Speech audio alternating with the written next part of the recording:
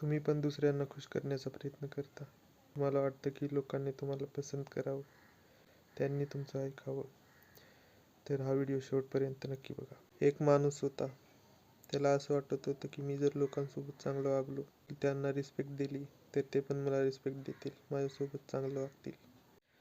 लोक तुम्ही कसे वागता यापेक्षा तुम्ही कसे आहात, तुमची समजदारी, हुशारी, तुमची स्किल्स आणि सगळ्यात महत्त्वाचं म्हणजे त्यांना तुमच्यासोबत कसे वाटते यानुसार ते तुमच्यासोबत वागतात. म्हणून लोकांना खुश करण्यापेक्षा तुम्ही स्वतःवर काम करा. स्वतःची कम्युनिकेशन स्किल सुधारवा. तुम्ही एक दिवस नक्कीच सक्सेसफुल व्हाल.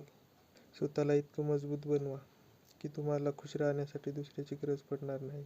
लोक त्यांच्यासोबत राहणे पसंत करतात, जे त्यांना चांगलं फील करून देतात. तुम्हाला त्यांच्यासोबत राहायला आवडेल का? जे नेहमी दुःखी राहतात, अंडर कॉन्फिडंट राहतात, की त्यांच्यासोबत राहायला आवडेल जे नेहमी खुश राहतात, कॉन्फिडंट राहतात?